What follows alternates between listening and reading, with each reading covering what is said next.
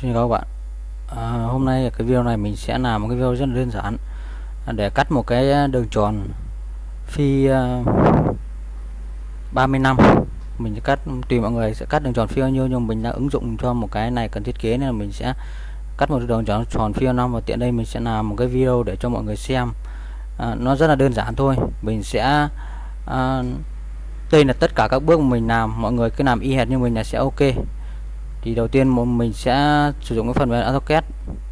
Thứ nhất là mình sẽ vẽ trên phần mềm AutoCAD này, sau đó mình sẽ đưa vào một cái xuất ra file DXF, sau đó đưa vào cái chương trình GDPen để mình làm cái Gco, sau đó là đưa xuống máy để nó chạy. Nó sẽ phay cho chúng ta một cái lỗ tròn theo như đúng cái kích thước. Mình sẽ bật cái AutoCAD 2016 của mình lên. Mọi người cứ làm y hệt như mình là có thể được. Mọi người có thể không dùng AutoCAD thì mọi người có thể dùng những cái phần mềm khác để vẽ. Nhưng mà mọi người sẽ ở đây GDPen cũng là bản cũ nên là chúng ta sẽ xuất ra cái file DXF nhé. Thì trong GDPen của chúng ta mới mở được, nhận nó hỗ trợ cho để đọc cái file DXF. Mình sẽ mở cái bản kén này.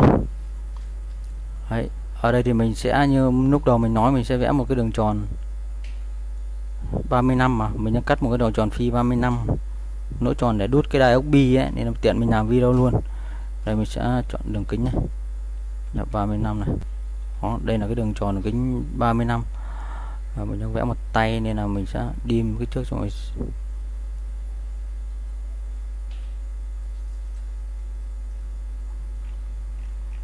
Đây phi 35 ấy. Cái này mình cái file NewCAD này nó là cái file mới mà. Cái file sẵn ở trong máy chưa có chỉnh sửa kích thước nên là cái đi kích thước nó sẽ buồn cười như vậy, nhưng không sao, nó phi 35.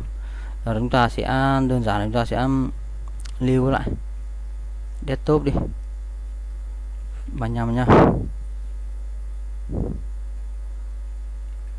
New đề áo lên, mình có file 35 rồi nhưng mà mình sẽ new đề áo lên lại.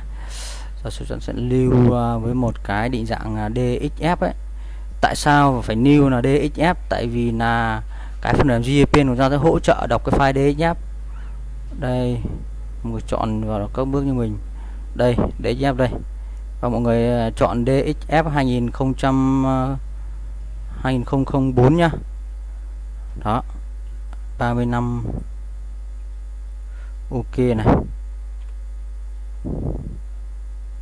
New desktop này. Họ đã xong. Đấy.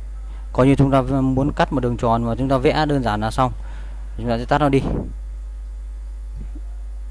Thay đổi đi.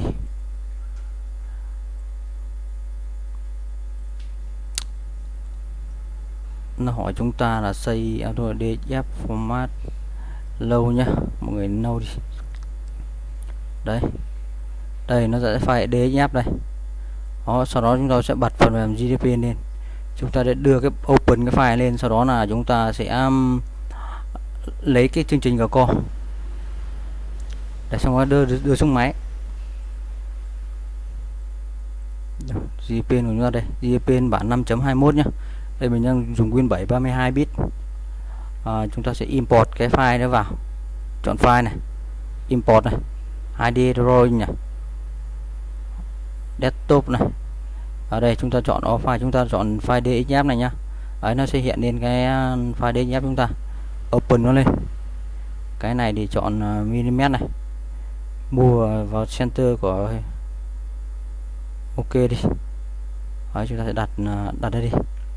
Ok. Đấy, chúng ta sẽ được cái đường tròn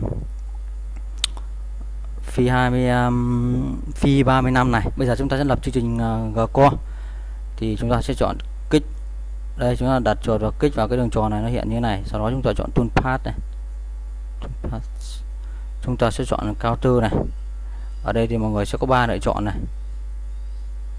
Đấy, out, in và off này. Chúng ta sẽ chọn cho cái con dao chúng ta sẽ, một nó sẽ cắt, nó sẽ đi ở trong cái nòng cái đường tròn này, hai nó sẽ đi ra ngoài nòng cái đường tròn, cái đường biên này, và ba nó sẽ đi đè lên cái đường biên này. Thì mọi người cắt thì nó ra thì nó sẽ có thể Như ở đây mình sẽ cắt một cái đường tròn phi 35 thì mình sẽ làm cho con dao đi trong lòng đường tròn này, để sau khi chúng ta cắt xong thì cái lỗ của chúng ta được sẽ là phi 35. Đấy, thì ở đây thì mình sẽ dùng con dao Fato 6 này. Mình không quan tâm ra bao nhiêu, tại vì mình phi 35 mà con dao sẽ đi ở trong lòng cái đường tròn ấy, thì là nó sẽ kiểu gì thì kiểu nó sẽ tạo ra được phi 30.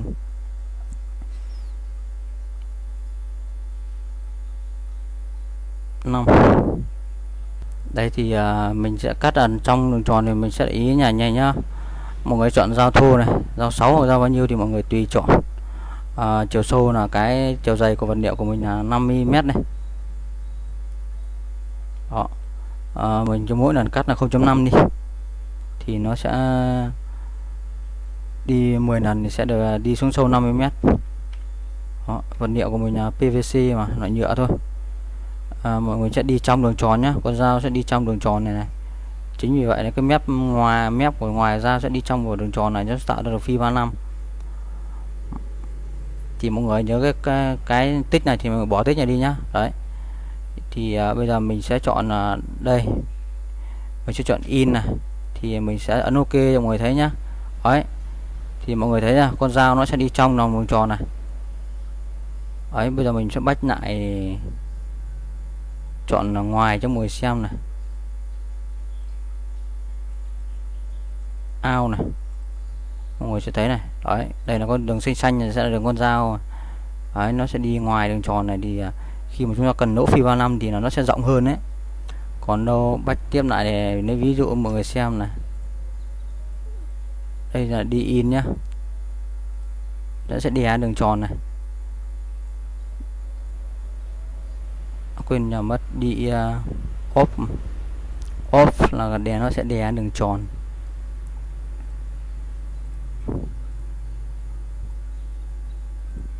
Đấy, nó sẽ đi vào tâm của con dao, sẽ đi đè lên đúng cái đường tròn đấy. Đấy, nên là bây giờ mình sẽ muốn tạo ra phi 35 thì mình sẽ cho con dao đi vào trong lòng của đường tròn. Tại vì là cũng hơi khó hiểu một chút, nhưng mọi người sẽ cắt ra thì sẽ thấy, nhưng mà về cơ bản là như vậy. Bách lại đầu tiên thì mình sẽ làm lại nhá. Bắt đầu mình phải chọn kích vào đây này, sau đó mình sẽ bắt đầu lập vào co này, chọn counter này. Đấy, chọn in nhá. Chiều sâu là 5 vật liệu này, tùy 5 thì mỗi lần xuống là mình sẽ xuống 0.5 này, tùy từng vật liệu và tùy từng ấy thì mọi người sẽ có những cái khác nhau. Mình người sẽ đặt những cái thông số cho khác nhau. Ví dụ 10 độ dày 10 thì mình đặt 10.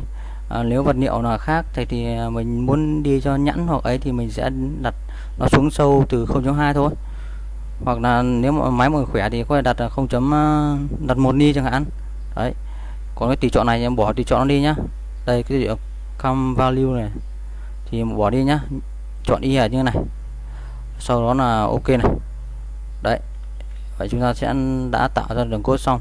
Và co xong, bây giờ chúng ta sẽ kích vào đây để xuất cờ co ra ngoài để đưa vào xuống cái chương trình LC Studio, đưa xuống máy để chạy. Chúng ta kích vào đường xanh xanh này nhá. Đấy, nó hiện như này, chúng ta chọn toolpath này. Chọn export toolpath. Đó, chúng ta đặt tên là 35 này. No. Desktop này. New này. Bây giờ chúng ta sẽ pick cái đường tâm ấy. Tâm dao đã đặt ở đâu thì tâm cái vật liệu mình đặt tâm dao cho vật liệu vào đâu ấy thì chúng ta sẽ pick vào. Đây chúng ta sẽ đặt cái tâm dao nó đúng giữa cái vật liệu mà chỗ mà mình muốn phay cái đường tròn ấy. Thì đây mình sẽ chỉ con chuột này vào cái đường biên này nhá, thì nó ra sẽ center này. Chúng ta tích vào đấy, nó pick a center successfully này. Đấy, mình đã tích được center ok này.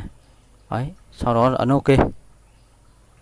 Đấy, nó sẽ chạy 10 lần thì sẽ được độ dày là 50 m là sẽ xong. Ok. Đó, coi như chúng ta xong rồi. Chúng ta có thể tắt đi. Đấy, đây là chúng ta sẽ ra được cái file đây, file.eneg này. Và chúng ta sẽ phải đưa chuyển đổi nó sang đuôi LC. Thì chúng ta sẽ dùng cái phần mềm là LC Converter này. Nó đang bật rồi, mình vừa bật xong. Thì tắt đi, bật lại cho mọi người xem này. Bật nó lên. Đấy, mọi người kích vào đây này. để cho nó mở rộng cái khung màn hình nha. Đó, chúng ta sẽ tích vào XE Place này, tích vào đây, chúng ta sẽ chọn cái file đầu vào input này, file 335 ENG đấy, vậy đấy. Chúng ta xóa cái này đi này. Chúng ta sẽ đây, cái đầu ra nó mặc định nó sẽ lưu vào desktop luôn này, cũng chấm file.nc này. Mọi người nhìn thẳng vào cái con chuột của mình nhé, chúng ta convert này, ok này. Đấy, những cái thông số này thì mọi người để mặc định nhé. Đấy, coi như xong rồi đấy. Đây file là C này, file là C nó sẽ ra thế này, và chúng ta bây giờ sẽ đưa xuống cái máy của chúng ta chạy. Đấy, đưa vào là C Studio này, đây là C Studio này. Bây giờ chúng ta sẽ file này. Mọi người bắt đầu đưa dao, chọn dao với cái gốc vào cái đúng cái tâm cái đường tròn mà trên vật liệu mà mọi người muốn phay nhá. Đấy, mọi người dùng cái này này, đấy, di chuyển nó jog này, di chuyển vào cái tâm mà chỗ mà mọi người muốn phay cái đường tròn đấy. Sau đó chúng ta chọn cái gốc nó là 000 đấy, cơ bản là như vậy. Xong đó chúng ta open nó này, open cái file đấy vào, file đây, file 55 đấy, mình vừa mới ấy xong đấy. Đó, xong bắt đầu ấn đây start là chạy. Bây giờ mình sẽ di chuyển cái đầu mũi dao về cái chỗ tâm cái đường tròn trên cái vật liệu mình muốn phay tại đúng vị trí đấy nhá. Thì đây nhá, đây là cái tâm đường tròn này. Đây, chúng ta muốn cái đường tròn phi 35 thì ở đây thì mình đầu tiên là mình sẽ đưa cái tâm của con dao này ở đúng cái chỗ mà cái tâm của đường tròn trên cái vật liệu này mà mình muốn cắt phi 35 thì mọi người đưa đúng vào tâm này. Sau đó thì đây cái tâm trắng này nhá, mình đã đánh dấu tâm trắng này, bây giờ mình sẽ đưa xuống, đưa cái đầu mép dao vừa chạm tới mép của cái mặt vật liệu. Sau đó chúng ta lạc chương trình và chúng ta phay thôi. Bây giờ mình sẽ đưa xuống.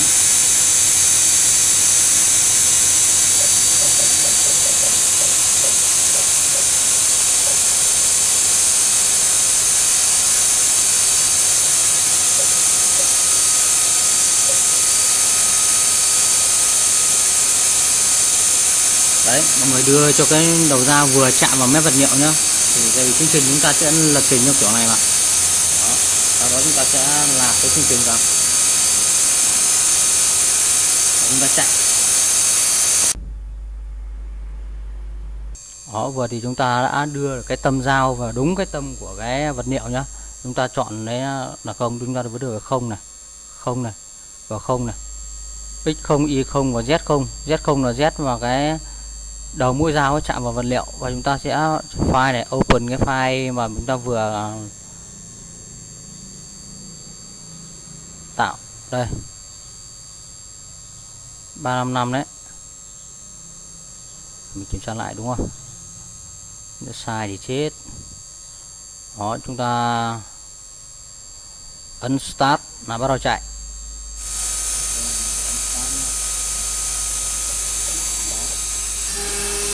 Mình sẽ ấn start nha.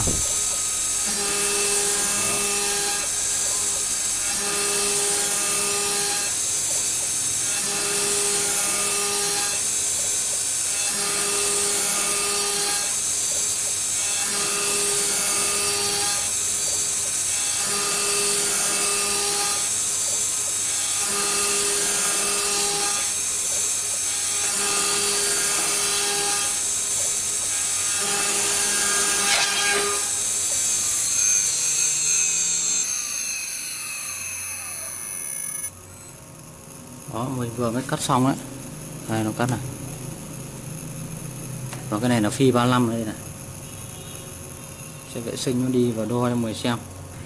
Đấy, chuẩn là phi 35 ấy thôi, để chốc nữa mình phay xong cái này thì mình sẽ đưa ra mình đo mọi người xem một thể.